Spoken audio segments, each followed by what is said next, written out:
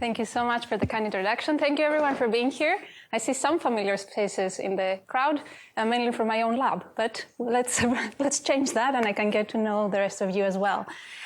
So indeed, I'm coming from the Civil and Environmental Engineering department, and here's my team. We took this picture a couple of weeks ago, and you can see most of my students actually do not have a civil and environmental engineering background, but they're actually roboticists and computer scientists, and we are working to solve problems that exist in the building industry, but we use computer vision for that. And in general, the kind of work that my group does is about understanding what exists in a space, how it was constructed, and how it changes over time, with the ultimate goal of creating sustainable, inclusive, and adaptive built environments that place the human in the center and take also into account our current and future physical and digital needs as well. And although this is a little bit further from what robotics is doing, we are also thinking about how can we be at the interface of physical and digital, for example, with immersive technologies, VR and AR, and how we can create actually and design spaces, physical spaces, that allow this interaction between the physical world and the virtual world. And we call those gradient realities, and that's how the name of the lab came up, Gradient Spaces. Now, today, I will specifically talk about how can we create and update digital replicas or evolving representations of our indoor scenes as they change over time. And we're calling those living scenes. Now, we can make the comparison that buildings are like living organisms, which means they evolve over time. So how can we realistically maintain and update their representations throughout their lifespan? So we have agents that exist in the wild, and as they do that, they can navigate within existing environments, they can act within them, or interact with them. And in order to do all of these, they need to be able to map and understand their surrounding environment. So you can see here, for example, a demonstration I found online, and imagine that all those little gray dots are agents, one or multiple agents that operate within the environment at different times. So they have different trajectories, they collect different data with changes within them. So imagine, for example, here, if you had the agent at 2 different times exploring different parts of the environment, and you want to collect all those together. So essentially, we need to get all this different data that an agent collects while performing tasks and create those evolving representations of the indoor environment, which means we need to be able to align and merge spatiotemporal data. Now, as I just mentioned, we're not talking about acquiring data without an agent. Agent can go around and can be performing repetitive tasks within a single scene, within an environment. And as they do that, they capture information about the environment within them, probably 3D information, sometimes 2D. But imagine if we acquire all this data and create a cumulative scene understanding, scene representation over multiple of these 3D scans we acquire over multiple times, we can create a progressively improving in geometric completeness and accuracy map of our environment. Particularly if there are scenes of our, places of our scene, parts of our scene that we've never seen before in temporal time 1, but temporal time 2, when we perform a different action or something has changed, we can actually see more and more of that. And why is that important? Because in this way, we can enhance the interaction with the objects within the scene by having a more accurate geometry and more complete geometry. And we can start having a foundational understanding of how objects move within the scene. And with that, I will touch upon 3 works that look into creating and updating replicas of geometry and semantics using visual data that agents acquire while performing tasks, and that by thinking of realistic implementations and also privacy preserving in certain cases. And so we'll look at geometry-based, scene graph-based, and at a work that looks at drastic change. And before I even go into understanding living representations and changing representations, let's focus on how can we acquire it at one temporal point. And there are very different methods that you can do that, but I will focus on 2 works that we've done in my lab. And the first one is one that is under review by Li and Zhu. It's called Loop Splat, and essentially we are using the 3D Gaussian splat representation in order to, in an online manner, reconstruct the scene with great accuracy. And the particular innovation of this method is that it's able to perform loop detection and perform loop closure by registering 3D Gaussian splats together.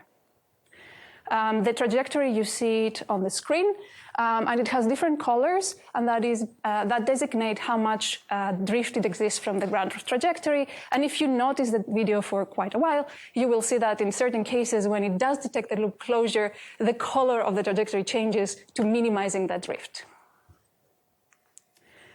Another work that we've done with my student Jan Housing is about creating an adaptive real-time 3D semantic understanding of the scene. And in this particular work, we focused on that we don't need everything in anything, and that sustainability starts from the data we're collecting. So instead of collecting too much data on too high resolution without even knowing what we're going to do with it, we can actually create on one single map with adaptive quality, which means certain regions are going to be in very high fidelity. Essentially, if you consider a voxel map representation in a very small resolution, or it can also be in a very low resolution in other parts that you don't care that much about. And that can be defined by user-based semantics, by the geometric complexity of the scene, and by any other criterion you might want. Now, we've seen two works that can get you into what exists right now as you are looking at this scene. Let's look about how to do it when you have evolving environments. The first work I want to refer to actually has the same name as the talk in terms of living scenes. Again, it's from my student Lian Zhu. It was a paper in CVPR 2024 as a spotlight. Now, in this particular work, I'm going to make an even more refined definition of what it means to be a living scene. We're talking about evolving environments where you have irregular changes and of which you have sparse observations. So you might have an observation of it right now, then after maybe 2 weeks, after 1 month, so you don't know what happened in between. And the goal is, given these sparse 3D observations, can you relocalize the objects within the scene and reconstruct them on an individual object level, object instance level? So this is the method overview, where we begin by, can you actually see my pointer? Great. Where we begin by having as an input the scene at 2 temporal points where things have changed. The first step is to perform instance matching. We make the assumptions that we have instance segmentation, and actually is a valid one because we tried both ground truth and predicted instances, and we actually are very robust to the noise as well. And so, given an instance matching, we are going to register the different point clouds of each object, and then we're going to reconstruct it in order to get, over time, a more complete in geometry and accuracy point cloud of that particular, or mesh of that particular object instance. Now, the cool part of this work is that we have one representation that's able to solve all 3 tasks by utilizing different embedding spaces, and I will comment on that in a bit. It is trained only on synthetic data, so for those that are familiar with CAD models and with the ShapeNet database, we only use that for training, and we evaluated zero-shot on a real-world noisy data set. And beyond of what it sees, it is also able to reconstruct unseen parts of those objects by having, essentially doing shape completion, by understanding geometric priors of those particular categories. So behind everything, as I said, is this one representation that solves all tasks. And we're talking about a vector neuron encoder, where it gives us an equivariant and invariant feature space. And afterwards, we have a DBSDF encoder that actually gives us this ability to perform shape completion. We are category agnostic, which means we don't need to know if it's a chair, a table, or another object within the scene, but we are training on a total of 7 categories from ShapeNet. And the interesting part of the 2 embedding spaces of the equivariant and invariant is that the equivariant can give us information about the pose of the objects in the scene, and the invariant about the actual geometry and shape of it. And if we utilize them in different manners, we are able to solve all of these tasks. The matching, the reconstruction, the registration, and reconstruction. Here you can see some qualitative results on the synthetic data set, where you have stage 1, stage 2, stage 3, stage 4. You can see at the top the input point clouds, and at the bottom the reconstruction of the objects after doing the accumulated living scenes method. You see here, for example, you can see with the orange we track the chair, with the red we track the table, and you see also how they look quite completed when you look at the reconstruction. As I said, we also evaluate zero-shot on a real-world dataset. It is a 3R scan dataset. This particular dataset has many reconstructed scenes that have been visited multiple times throughout their use from humans, and they include essentially these temporal changes. Here are some qualitative results, where this is temporal time 1, 2, and 3. You can see that we have objects moving around or even being removed from the scene. And here is what the baseline and ours are able to perform. And you see how we are actually getting very close to representing the geometry and the completion of the object. Here is another example at 3 different temporal points. And again, we outperform the baseline. One would say, well, what is the benefit of accumulation? You tell us that it's actually able to do probably better in completeness and accuracy, but is it true? And yes, it is. We performed an experiment where we have different point clouds from different viewpoints every time of the same object. And the more you see of that object, the more you're able to reconstruct its geometry and its completeness. And actually, we're able to minimize registration error and maximize reconstruction accuracy by having these multiple viewpoints from different temporal times. Now, this was about the geometry-based way to have this evolving indoor representation. So the second one is about scene graphs. Maybe some of you are familiar with this representation, but I will explain it in a second. This is a work done by my student, Cheyenne. It was submitted in ICCV, which was it? 2023. Okay, thanks. Okay, so when we build a map, we can actually do it in a low-level manner, which means we're going to have representations such as occupancy maps, voxel grids, octomaps, hash grids, etc., point clouds, and different other representations. However, there are some issues with those. The decision-making takes place on the metric space, which means directly on 1 centimeter to the left, we have a chair, and we expect in another scene, if we're going to generalize the chair to be 1 centimeter to the left, right? Which means that the semantic labels are attached directly on the geometry, on the voxels. And that limits a higher level understanding, and it has been shown in certain robotic works that it actually minimizes a generalization to variance in scenes, because again, you are looking into the centimeters instead of that object is usually found next to that object. On the other hand, if you go building a map in a higher level, you can use 3D scene graphs, where essentially you can have both high-level and low-level information, which means you can still have your voxels if you want them. And it allows for decision-making on a more abstract space, on the semantic space. It is lightweight, and it is privacy-preserving. Good. Now, 3D scene graphs are used a lot and increasingly in agents in order to build in the fly, either to build them on the fly, to perform robotic navigation or task completion. And there are several works that utilize scene graphs, which means it is actually a representation that a lot of robotics agents are already benefiting from and using. And you can also predict them in an online incremental manner or in an offline manner if you want it. So our goal here is, can we leverage the information that the agents are already building in the background in order to create 3D maps of the environments? And we are talking about maps that are either, we have scene observations from one or multiple agents, we have static or changed scenes, and we have overlaps from 0 to partial to full between all of the scenes, and we are able to robustly identify how to stitch the maps together. Here's how SGLiner works. I show here the point cloud, but exactly the input to our scene is a scene graph. In this case, it's a very abstracted and rudimentary scene graph for the purposes of visualization, because otherwise it's a very complex graph to show on a screen. And you can see here that these two actually point clouds have some overlap between them, very little. Actually, it must be only the chair in this particular case, and we want to stitch those two together. So the SGLiner will take the graphs. It will essentially perform node matching in order to identify how these two graphs are aligning together, and that is a great initialization to perform a task such as point cloud registration or point cloud mosaicing.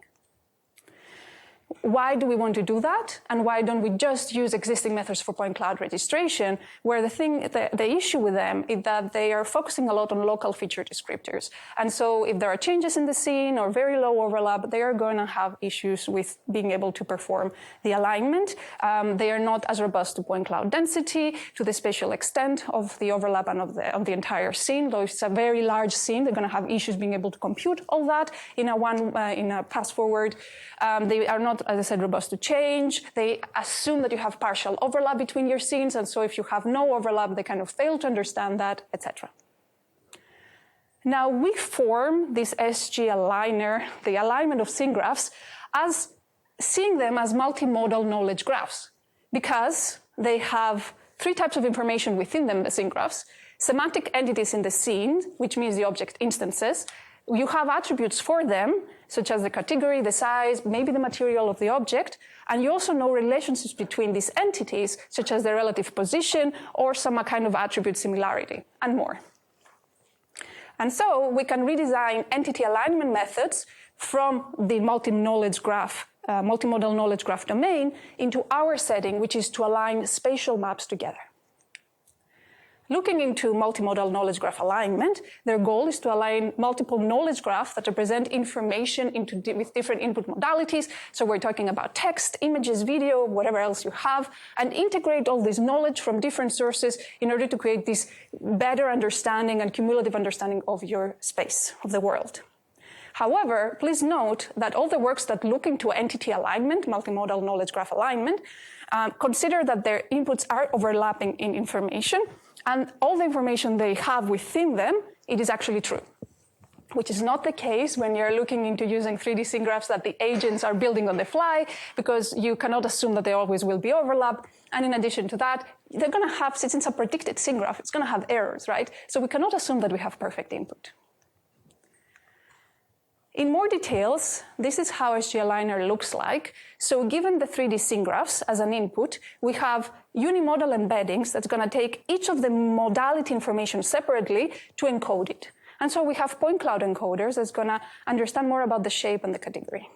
We're going to have structure encoders that's going to look into the layout of objects and their in-between relationships. And then we're going to have some meta-encoders that encode attributes or relative relationships between objects. And all of these are going to interact in a joint embedding space, where we want to be seeing the same object instance to come closer together and object instances that are not the same to be further apart. And then with that information, we can align the 3D scene graphs and be able to perform tasks such as pretty point cloud registration.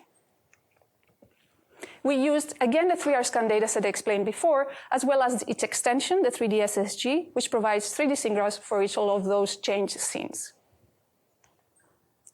The very first task that we evaluated with the SG Aligner is, can we actually match nodes together?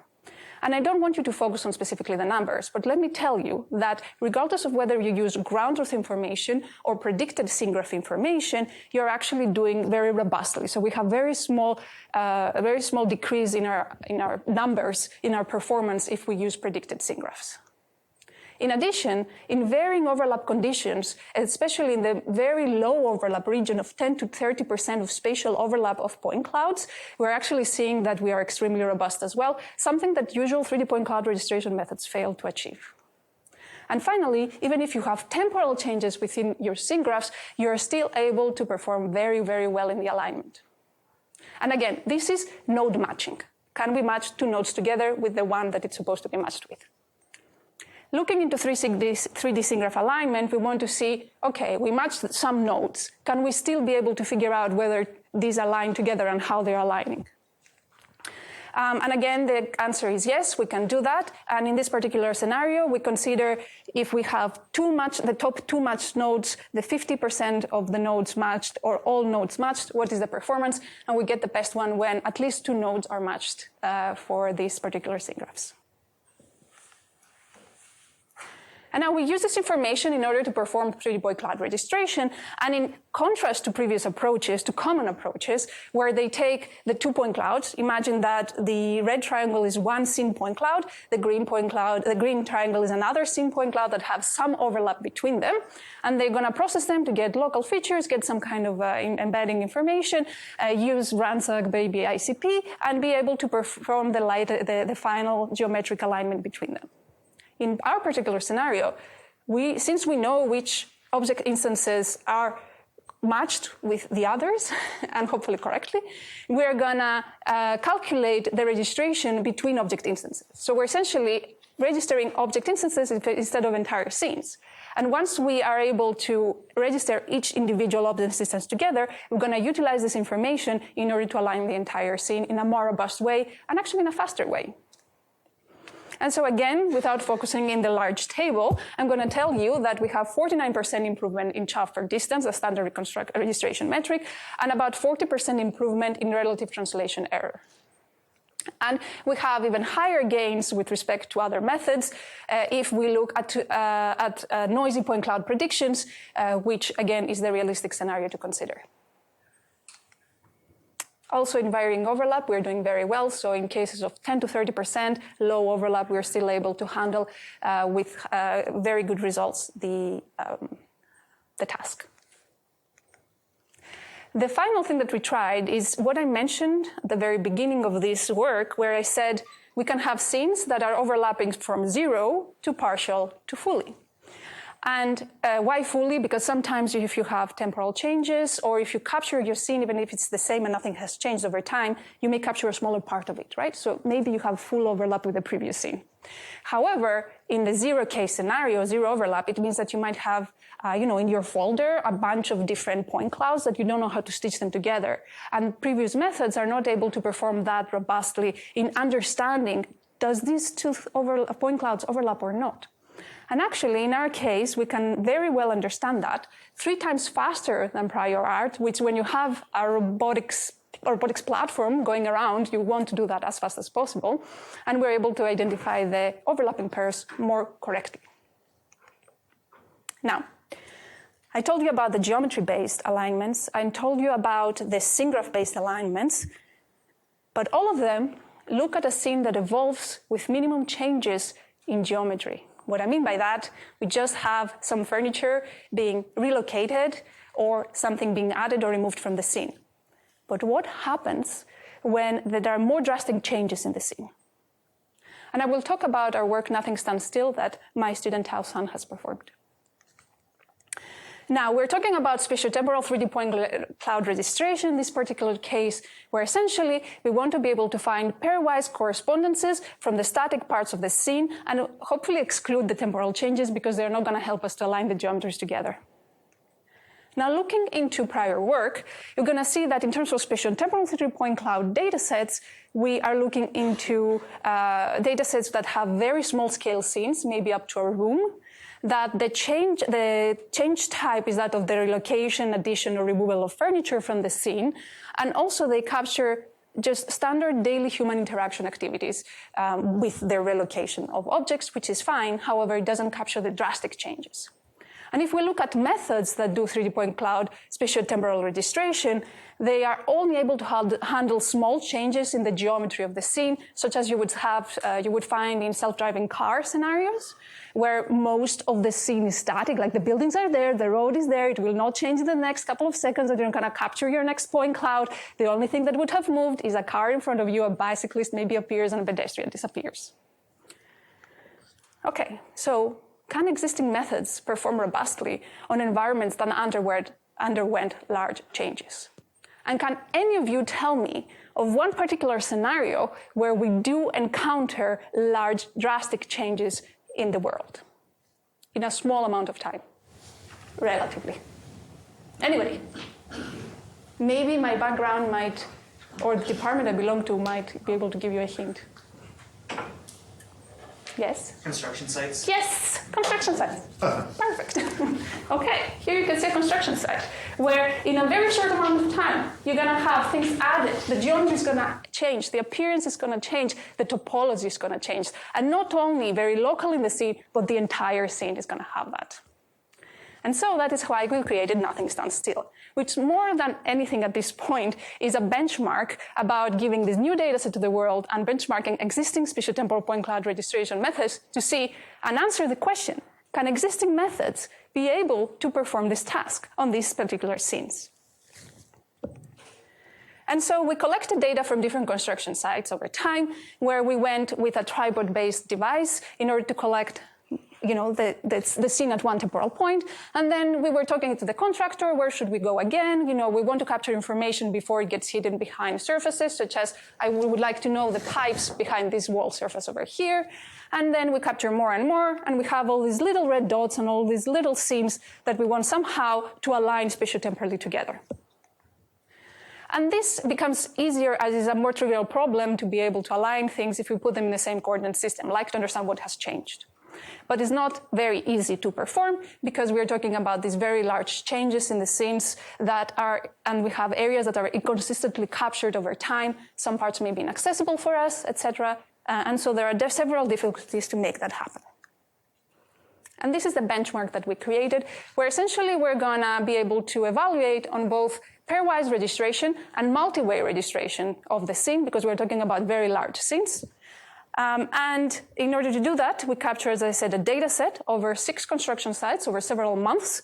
And particularly, we focused on interior layout construction. So you're not going to find a foundation on our excavators at this particular data set right now, maybe in the future.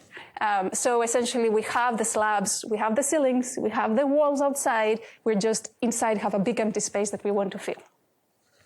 Here are some snapshots of how the interiors look like. So you start with a big empty space and you start adding all the little walls, you start insulations, pipes, air ducts, materials are all hovering around, and you want to be able, given these very drastically changed environments, to perform the spatiotemporal registration.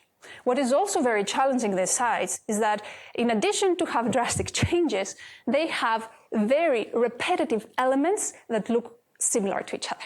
So we have the little studs that are going to be inside your wall, that like essentially some kind of vertical little structural columns almost that are going to be one next to each other, maybe some inches apart. So when, as a registration algorithm, you're trying to match these things together, you don't know which stud corresponds to which stud because they all look the same. Also, appearance-wise, we're talking about a very uniform-looking environment. Most of it is gray or brown, very little is standing out. So how can you perform this task in a robust manner?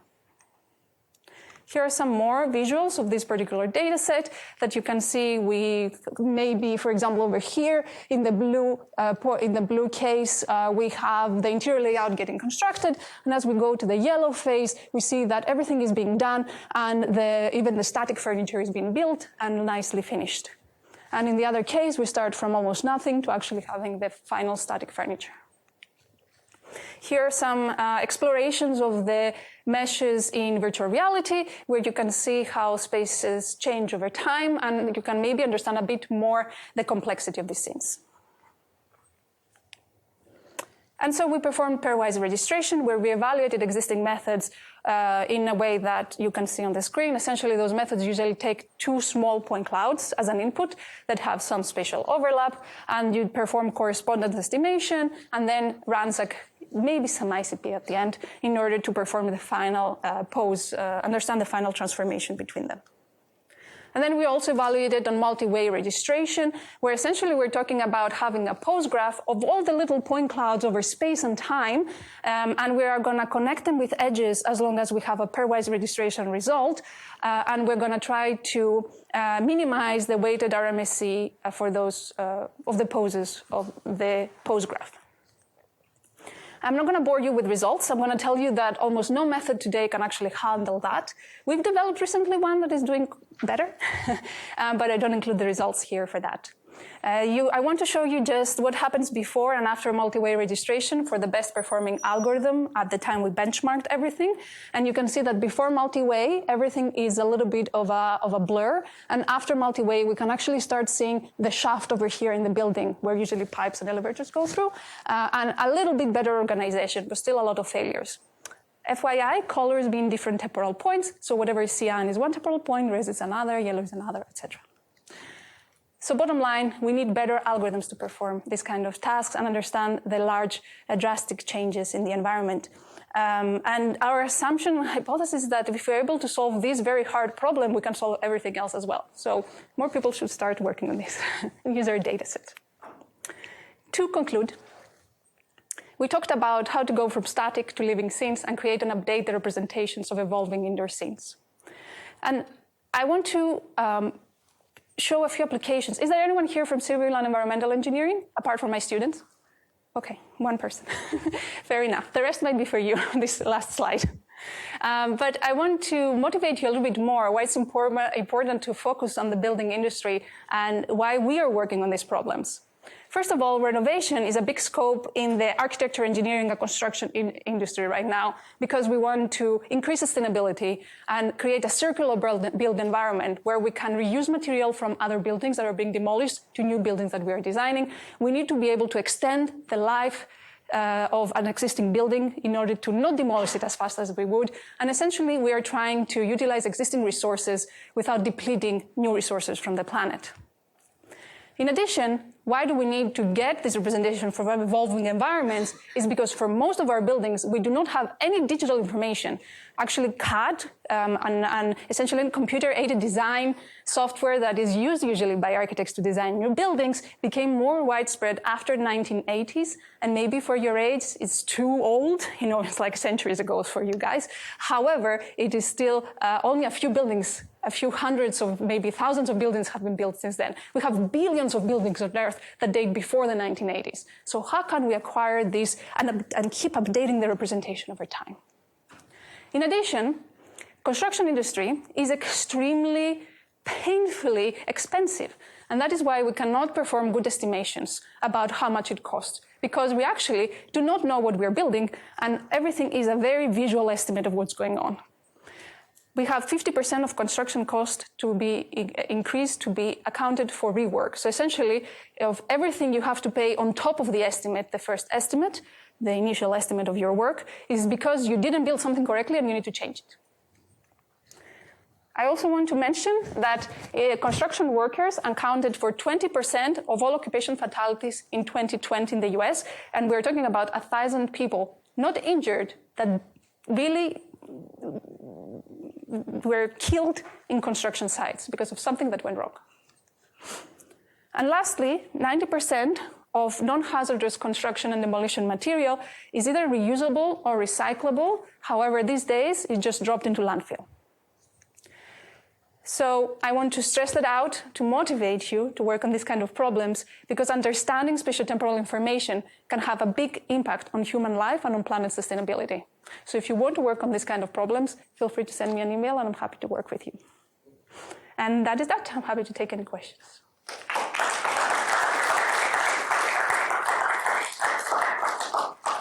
Could you please elaborate more on like examples of how to apply the model to improve like circular economy and like cutting down construction costs, and also you showed an example of how it's being applied in like a building like at a construction site, but how about like potential application scenarios in taking a building down, like if the building is too old? Thanks. Right. So if you have new construction, you want to be capturing the information of what exists within it, because then you know exactly what materials exist, where they have been located, how they have been connected with each other, in order to know when you're going to do the demolition or when you're planning to design a new building, what already exists that is able to be harvested. So what we're trying to do with circularity is that we're trying to plan ahead and know that at that particular time when we want to create a new building, what are potential materials that will be available? Because then you might also know that that and that and that building will be demolished or already have been demolished. And so you can harvest these materials. And so you can start designing by taking into account those specific materials, potentially changing a little bit your design to be able to use those materials as your primary source of structure. Now, in addition to be able to understand what is a new construction and how things are being placed, you also want to know how things deteriorate and what is the condition of materials. And also for those spaces where we don't have new construction, you want to essentially get the as-is status of your space right now. And you want to essentially build a map. And you want to also continue be controlling and updating that map with any deterioration on your materials. For all of these operations, you don't only need geometric information, you also need semantic information, which is something I didn't touch too much upon here, maybe a little bit, but we are also working on this kind of work in my lab. So once you have information about where things are and what they are, you can really start planning ahead on creating new buildings in a more sustainable way. And just a follow-up question on your last several points. Would you mind be a little bit more specific on so in the knowledge graphs, what are the exact relationships each edge is representing between entities? Yes. That depends a little bit on the definition of the scene graph you give for the tasks you may be doing. You can have varying information, and in our particular case, we used the object categories. Do you want to say actually all the information we used? So the nodes are the objects where you represent the objects using object categories, and the relationships are like semantic and geometric relationships. So from a particular viewpoint, you can say that both the table is, for example, if I'm looking from my viewpoint, the chair you are sitting in is in front of the table. So that's the relationship in front of. So usually these relationships are taken from a particular viewpoint. And just to repeat it for those online, essentially object instances, attributes such as size, maybe material, and of course relationships that are relative relationships within the space, such as this is in front of that, to the left of that, on top of that, etc.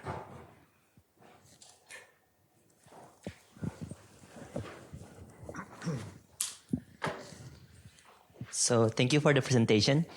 So you mentioned about the importance of avoiding rework in construction. So do we have sufficient methods to compare point cloud or 3D scene graph to existing CAD or BIM model? Yes, that is a very good question. There is a reason why I didn't touch upon that. We're actually working on it these days. Yes and no.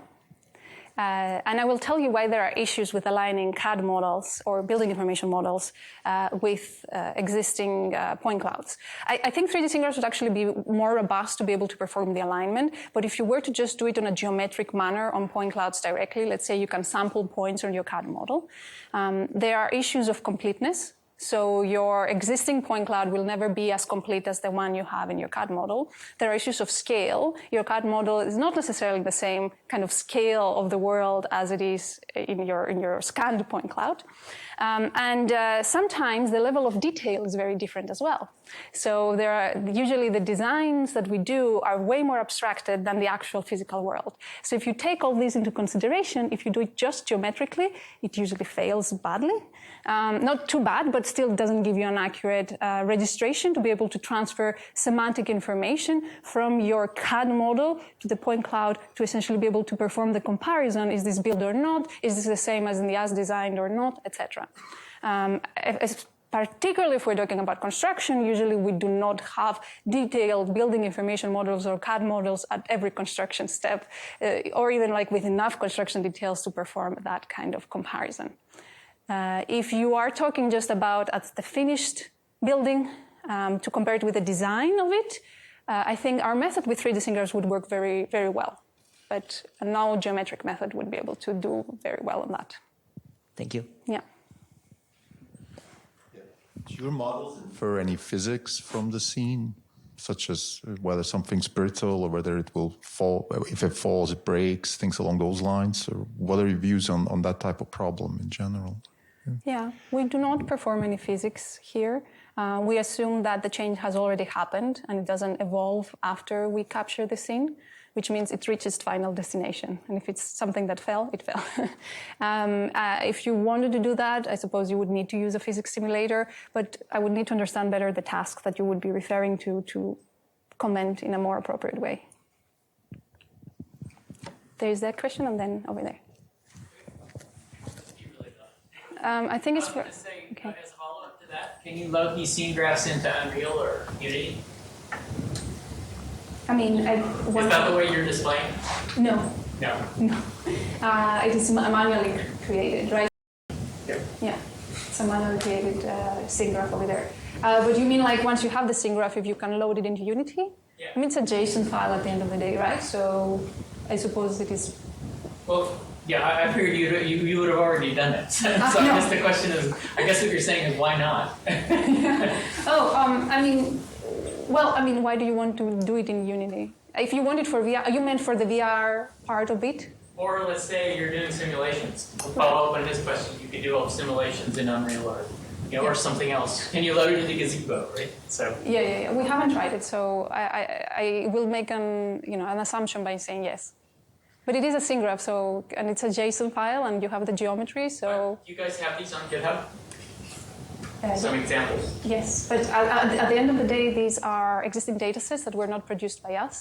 I mean, the 3R scan, So you can definitely refer to that work, and 3DSSG, which is the one that provides the scene graphs, and you can then utilize the geometry and the scene graph to see if it can load it. In the construction sites, we don't have yet scene graphs. We only have 3D geometry, because it is very painful to annotate these particular scenes. We are building some tools to automate annotation on them, which I cannot refer to them more right now because it's ongoing work at the very first stages. But I'm happy to, when it's out, to send you a link if you want. Yeah. There was a question here, and I know they already made a question, but. Oh, sorry, yeah, just quick. Could you elaborate on how can your method be potentially integrated with like Internet of Things? Like, for example, if you place like a chip on the certain like objects in the environment that stores information about the materials, the dates, and the degree of deterioration and stuff. Like, how can this method be potentially taken advantage of those? Right. We're not working that much into fusing different types of information, but visual information these days. However, I can assume, depending on the task you want to solve, that this information is very important. Yeah.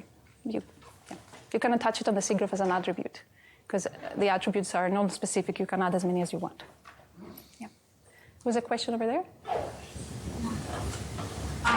Hi, and I really like the deconstruction part you mentioned, like using the living things. And can you please give us a detailed example how your proposed solutions can help in the deconstruction process? Like, for example, after you have the scanned model, can the workers use those information to detect which part can be reused, and how to cut those reusable portions, and what kind of methodologies? Yeah. The interesting part here is that connections play a big role, connections between materials. And usually connections with glues and nails sometimes can disrupt the structure of a particular building element. These are things we are not necessarily capturing in the data that we have. We know that this is put over there. Maybe we can see if there is a specific connection that is visible from imagery, but that's that.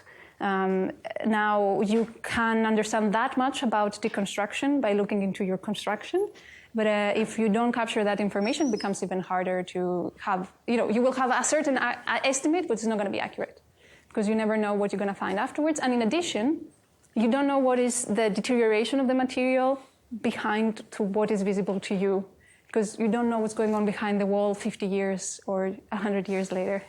So you can only make assumptions. Yeah, so how can this process enhance the deconstruction process? Like, what kind of information the workers can get from those models? You can definitely understand what materials would exist in this building and what can be actually harvested out of that, because then you understand the size of the panels, you can understand the size of the windows, the types of air ducts that exist, how big they are. You can get a lot of information. However, at the end of the day, it will give you an initial estimate and an initial hypothesis that this building could be used. But the moment you start going for thinking about a demolition, you have to have a very accurate on-the-spot survey of what is the status of your building right now. So this approach does not mean that you don't need someone to go on the spot and survey the building after all. You do need that. But it just helps you, out of the millions of buildings that we have out there, start making some matching between what would be the best for your new design.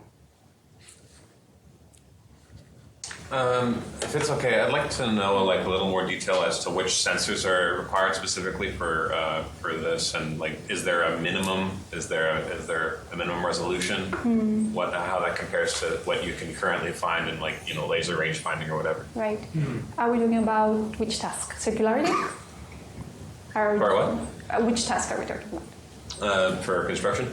Construction? Yes. To do construction progress monitoring or to do the deconstruction we discussed? I was more interested in progress monitoring, but I am curious about both. Okay. Because I think that also ties into inspection. Right. So, okay. At this point, we have nothing. So even a cheap sensor would be enough. A sensor that does a good job would be enough. Because we really have nothing out there.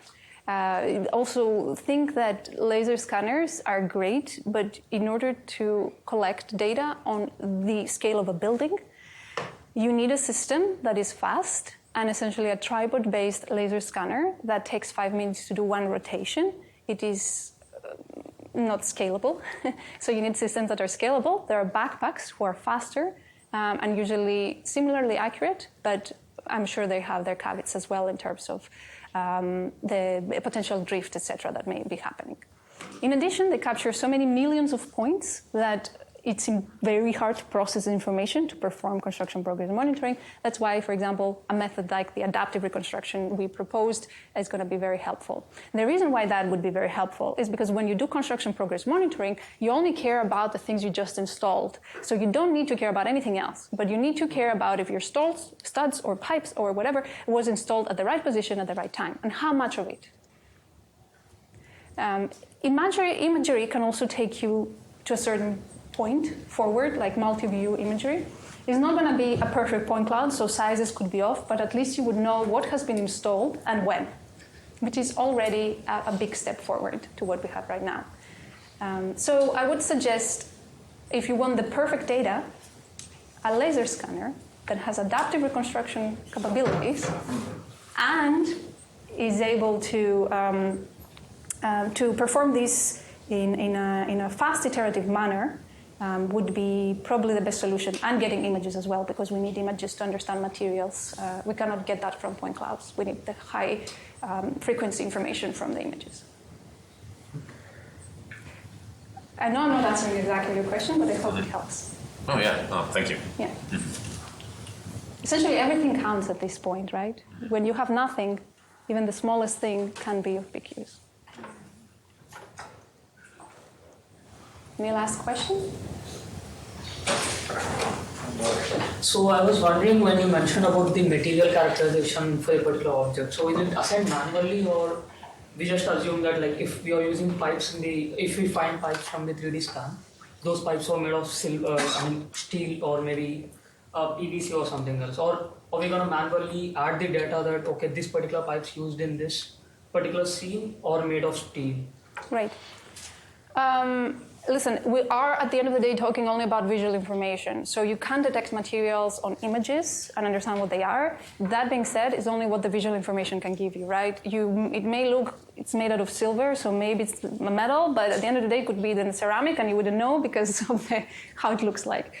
So yes, with the sake of oversimplifying things, you can understand materials from imagery. And you can just have those kind of predictions to help you understand what you have on your scene.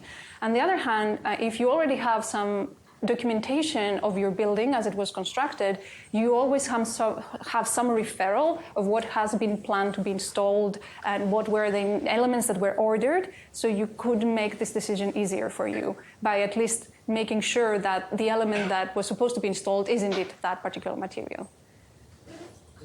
Mm-hmm. Thank you.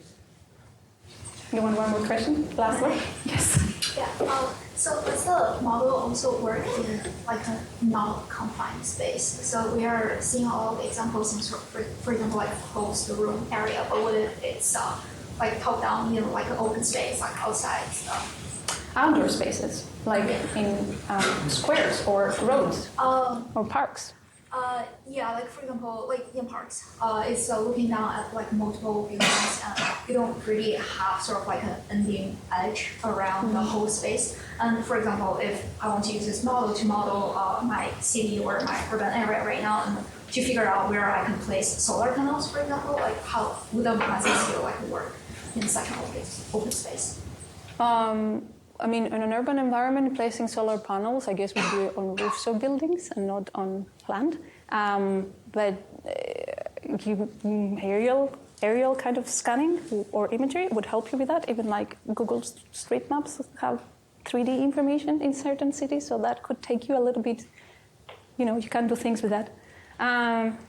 If you want to understand how things change, our living scenes work that does instance matching. I mean, we've never tried any of those outdoor, but the one that would for sure generalize in an easier way would be the scene graph work because it works on the semantic space. The other one, because it's restricted to actually having to be trained on certain amount of categories, then you would have to train it on certain amount of categories. One potential workaround is to consider open scene understanding in this case, which we haven't yet done, but it is a possible extension. Yeah. Good? Great. Thanks very much. Thank you everyone for being here.